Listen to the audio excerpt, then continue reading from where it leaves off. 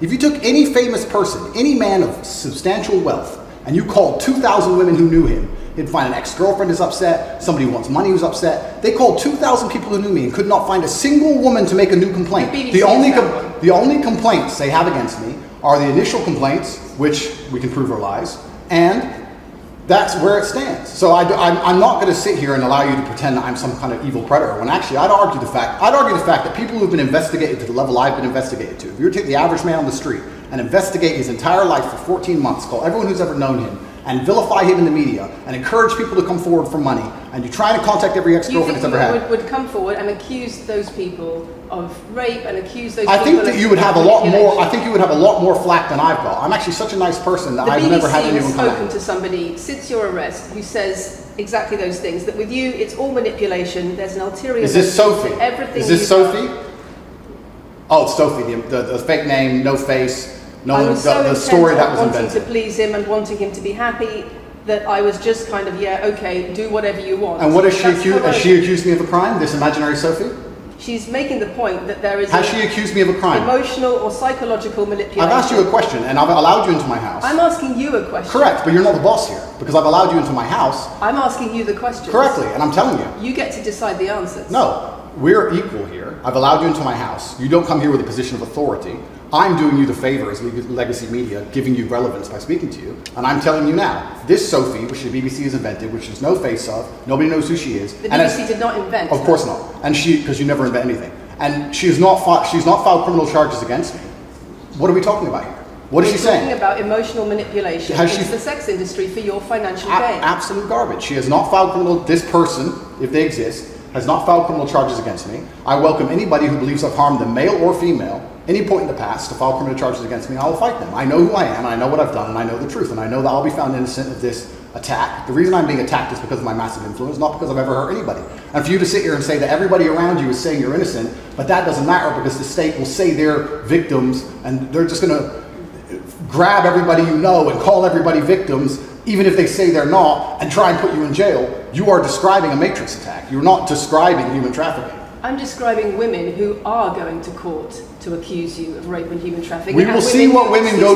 We will see what women go to court at the end of this trial.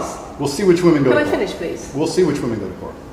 I'm describing women who are going to court to accuse you of rape and human trafficking. Sophie hasn't gone to court. Sophie doesn't exist. And I'm describing women who have spoken to the BBC at length. Sophie doesn't exist. And other media organisations about what they say is emotional manipulation and coercion. And I'm quoting back to you your own words where you describe. They're not my words. Coercion. They're words you found. They're words you found on the internet. And Sophie doesn't exist. On your so let's move on to the next in subject. your voice. Move on to the next subject. No, I think I'll stick on this one for a minute. So there's other places in that same website where you say you get girls to fall in love with you and they do it because they love you, because they want to do what you say. Convincing women to take part in some kind of business arrangement doesn't work long term because they're emotional. You've got to get them to fall in love with you. That's coercion, that's emotional manipulation, that's abuse. What you've found are clips from the internet, some text from the internet, and you're going to sit here and tell me that that's the reason I should be your website, your words. It's not my website. Yes, it is. No, it's not. Check my website. Next. It's the website you've taken down, and I wonder why those comments have been taken down. No website's been taken down. My website is the same. It's been the same for a very long time. The comments on this website, on the original website, have been taken down, and I wonder why. You are accusing me. I'm guessing what you're trying to say is you're accusing me, and you're trying to say that I'm guilty of the things I'm accused of, and that I'm emotionally manipulating people. I'm saying that you have said you emotionally manipulated people here for your own financial gain. No, absolutely not. And I'm asking you about that. Absolutely not is the answer. I look forward to the end of this trial. I look forward to clearing my name. I look forward to the BBC and the legacy media having to say not guilty and having to tell the truth.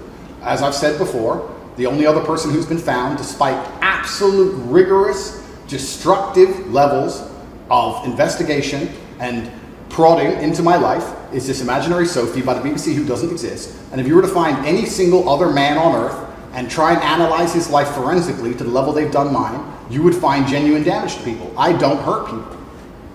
It's not just... Thousands of women have come out in my defense. Thousands of women have come out in my defense, and you've not mentioned that. Thousands of women come out in my defense. Because the problem is when women accuse you of serious crimes. Okay, and emotional manipulation. but let's agree that thousands of women...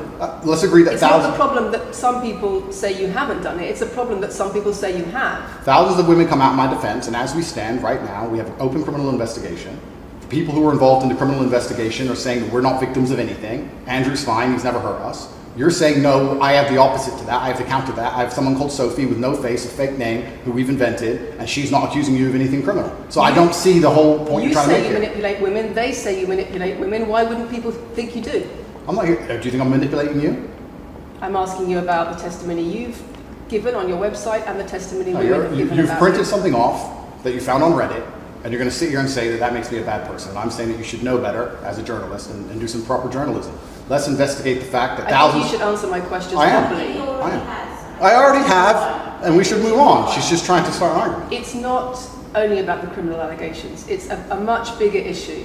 You've got children's organisations in the UK, you've got rape organisations in the UK, you've got the police naming you by name as someone who has a harmful influence on children and on women in the UK and elsewhere because of the things you say, because of the way you present gender relations, the way you say men should treat women. That's very upsetting. And the reason that's very upsetting is because I know that's not true. I'm genuinely a good person. I believe my impact on the world is positive. In fact, if you were to read the comment section of nearly any video I post, especially by the legacy media, 95% of the population agree with me. Most people know that the things I say are positive. Legacy media as a whole has lost all its credibility in the last 3 to 4 years. Nobody believes it. And it's a shame, it's a massive shame that the BBC come here and try and push and purport this idea that I'm a dangerous person. I'm anti-drugs. I've never pushed drugs or any, I'm anti-drugs, I'm anti-violence. The UK is facing a knife crime epidemic, and they're going to sit here and say that I'm the most dangerous man in the UK. You have said you're the most dangerous man in the world. I've said I'm the most dangerous man in the world. You've also said that a woman's intimate parts belong to her male partner. I'm glad you find that funny. I find it funny that you're sitting here saying that I've said I'm the most dangerous man in the world, and you believe that's. When did I say that? I'm asking if you believe it. No, you said you're the most dangerous man in the world. Is that some kind of proof that I'm dangerous? Am I Dr. Evil now? I'm telling you that it's very upsetting that you're going to sit here and that certain organizations in the world are going to try and pretend that I'm the biggest force of evil on earth when I'm genuinely